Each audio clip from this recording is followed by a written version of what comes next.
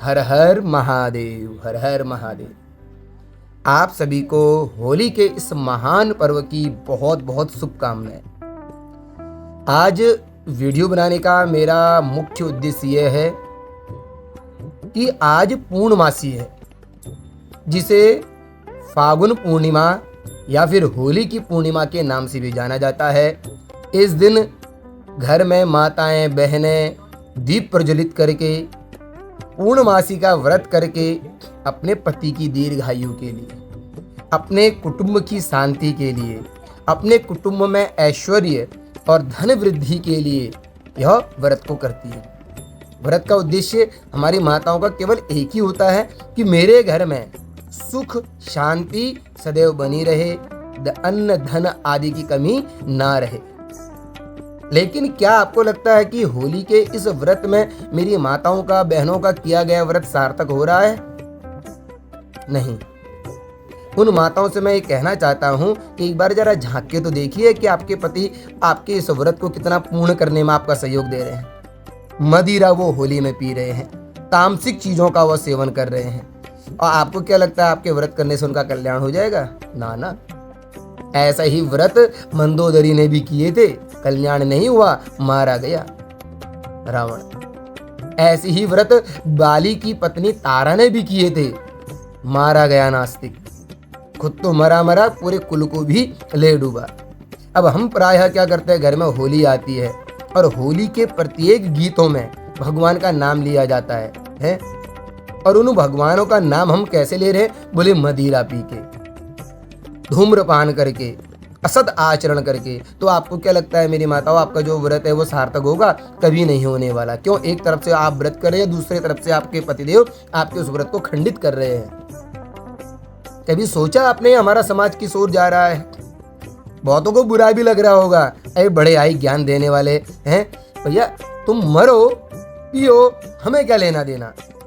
अरे कम से कम हमारे सनातन संस्कृति के भीतर आने वाले जो पर्व हैं, जैसे होली, दीपावली, रक्षाबंधन आदि आदि, अरे कम से कम महाराज इन पर्वों को तो छोड़ दो। हम दूसरों से आशा रखते कि इन्होंने हमारा धर्म खंडित कर दिया, हमारा धर्म भ्रष्ट कर दिया।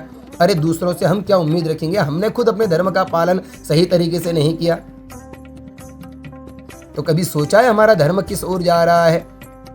और लेकिन अपने आप को इतने सयाने बन जाते हैं कि उनका जैसा दूसरा समाज में कोई रहता नहीं। कईयों को ये भी लगे होगा कि हमारी आलोचना हो रही है। भैया शास्त्रों में कहा गया है, निंदन्तु नीति निपुणा यदि वा श्रुवन्तु लक्ष्मी समाविशतु गच्छतु वा यथेष्टम अद्यैव मे मरणमस्तु युगान्तरे वा न्यायात् पथात् प्रविचलन्ति पदम न धीरा। कोई निंदा करे, आलोचना करे, लक्ष्मी रुके ना रुके, मान बने ना बने, पद प्रतिष्ठा घटे या ना घटे, बढ़े ना बढ़े, घटे, कुछ भी हो, पर लेकिन जो सत्यता के लिए बोलता है उसको जूझना जरूर पड़ता है समाज में। लेकिन अंत में धर्मो रक्षति रक्षिता, जो धर्म की रक्षा करता है, सत्यमेव जयते, उसकी सदैव जय जयकार होती है।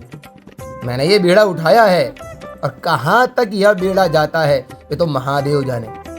परंतु फिर भी मैं आप सभी से आग्रह करना चाहता हूं महाराज, अभी भी वक्त है, संभलने में ही फायदा है। ऐसी तामसिक प्रवृत्ति की होली का हमें त्याग करना चाहिए और करना पड़ेगा। आज नहीं तो कल, कल नहीं तो परसों जरूर इसमें हम सुधार लाके छोड़ेंगे।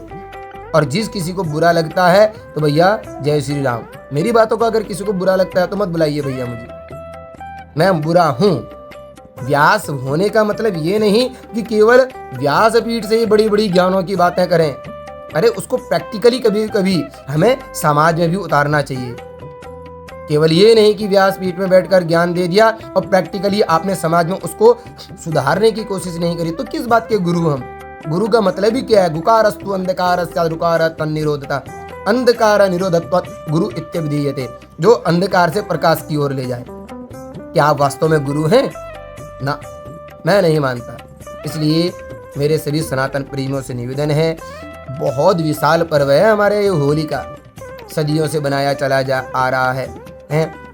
होली का दहन हुआ, हिरण्यकशिपु की बहन होलिका का दहन हुआ, तो जिन जिन को बुरा लगा उन्होंने आपस में कीचड़ आदि तामसिक चीजों का सेवन करके शोक प्रकट किया।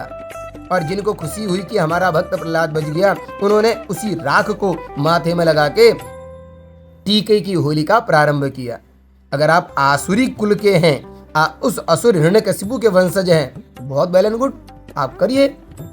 और अगर आप भक्त प्रहलाद के वंशज हैं, भगवान श्री कृष्ण के वंशज हैं, राम के वंशज हैं, तो इस तामसिक होली का हमें पूर्णतः त्याग कर देना चाहिए।